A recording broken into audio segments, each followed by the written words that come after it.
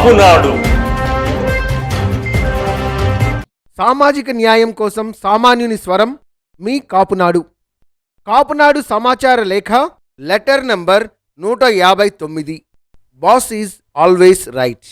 ఇంతింతై వటుడింతింతై అన్నట్లు అతి సాధారణంగా మొదలైన జనసేన పార్టీ నేడు ఆంధ్రప్రదేశ్ రాష్ట్రాన్ని పూర్తి స్థాయిలో శాసించగల పార్టీగా, ప్రజల్లో అత్యంత ప్రజాదరణ చూరగొన్న జనసైన్యంగా రూపుదిద్దుకుంది.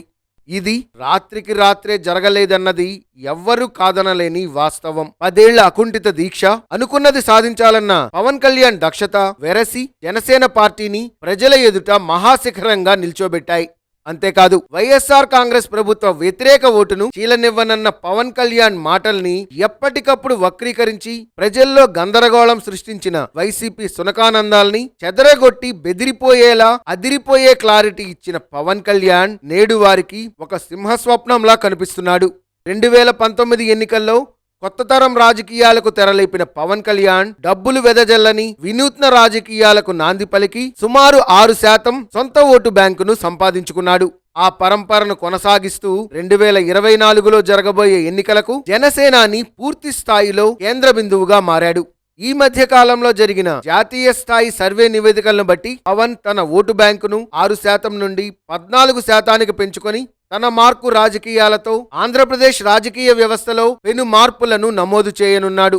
విశాఖ మరియు ఉభయ గోదావరి జిల్లాల పరిధిలో ఉన్నటువంటి 7 పార్లమెంటు నియోజకవర్గాలు, 49 అసెంబ్లీ నియోజకవర్గాల్లో తన ఓటు బ్యాంకును 30 నుండి 35% పెంచుకొని అధికార ప్రతిపక్ష పార్టీలైన వైఎస్ఆర్సీపీ మరియు తెలుగుదేశం పార్టీలను ద్వితీయ తృతీయ స్థానాలకు పరిమితం చేస్తున్నాడని ఆ సర్వేలు తేటతెల్లం చేస్తున్నాయి.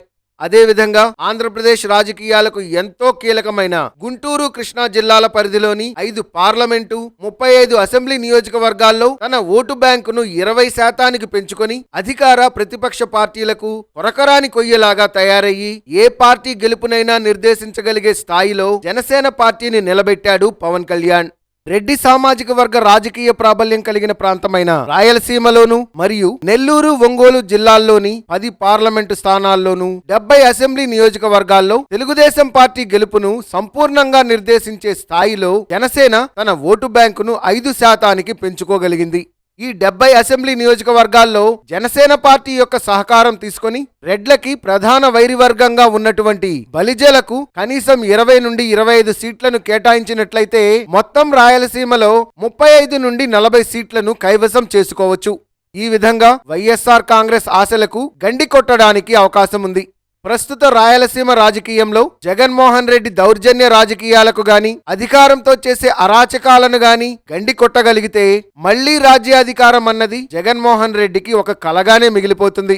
ఇది సాకారం అవ్వాలంటే జనసేన తెలుగుదేశం మైత్రి ఒక సహోదర బంధంగా ఉండాలే తప్ప తప్పించుకొని వెక్కిరించే రకంగా ఉండకూడదు.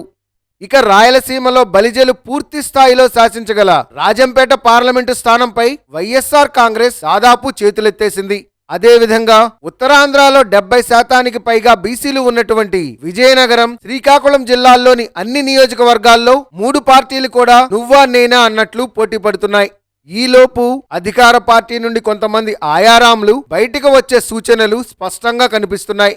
ఉత్తరాంధ్రలో ప్రాబల్యం ఉన్న ఒక మంత్రి గారు జనసేన వైపు చూస్తున్నట్లు ఈ సర్వే సంస్థలు వెల్లడిస్తున్నాయి. దీన్ని బట్టి చూస్తే రాష్ట్ర రాజకీయ వైమానికంలో పవన్ కళ్యాణ్ పాత్ర గణనీయంగా పెరిగి ఈ రాష్ట్ర దశా దిశను మార్చే దిక్సూచిగా మారాడన్నది కేంద్ర సర్వే సంస్థలు తెలియజేస్తున్నాయి. దీనికి ప్రత్యక్ష నిదర్శనం మచిలీపట్నంలో జరిగిన జనసేన 10వ ఆవిర్భావ సభకు తరలి వచ్చిన జనమే. ఒక పబ్లిక్ మీటింగ్ కి, అందున రాత్రి వేళ సభకు ఎంతమంది హాజరయ్యారో అందరూ సభ చివరి వరకు ఉండడం, అందులో ముఖ్యంగా పిల్లల్ని చంకనెత్తుకుని వచ్చిన మహిళలు కూడా ఉండడం ఒక ఎత్తైతే, ఆ అర్ధరాత్రి వేళ మహిళలు బైక్లపై సందడిగా తిరుగు ప్రయాణం అవుతుంటే బాపూజీ కలలు కన్న స్వరాజ్యం సాకారమవబోతుందా అన్న ఆశలు చిగురించినట్టనిపించింది. ఇది నిజానికి నిర్భయానికి అసలైన తార్కాణం. అసలు వైఎస్ఆర్ కాంగ్రెస్ పార్టీలోనే జగన్ కి వెనుపోటుదారులు ఎక్కువయ్యారనిపిస్తుంది.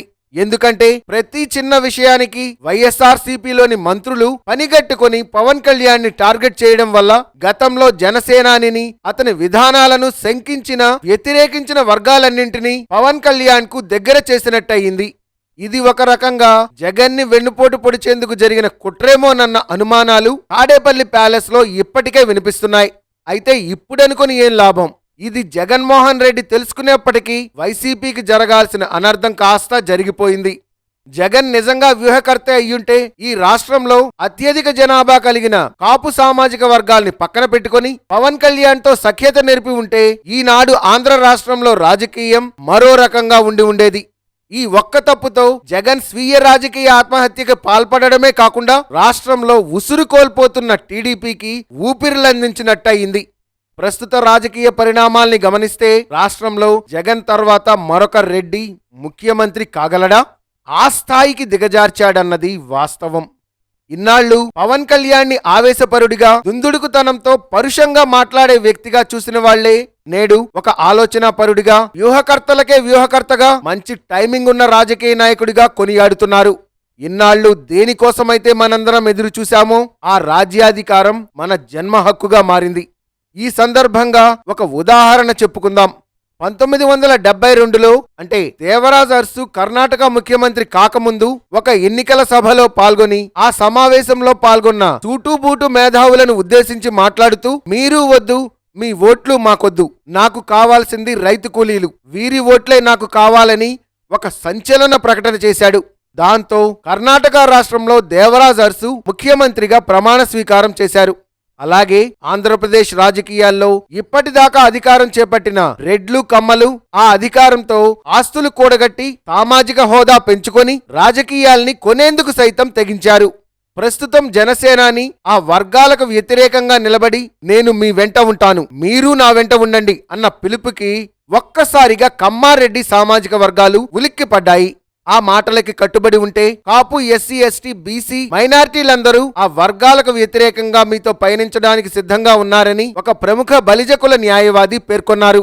కానీ ప్రస్తుతం రాష్ట్రంలో ఒంటెద్దు పోకడగా జరుగుతున్న అరాచక పాలనని నిర్మూలించాలంటే పొత్తు రాజకీయం తప్పనిసరి.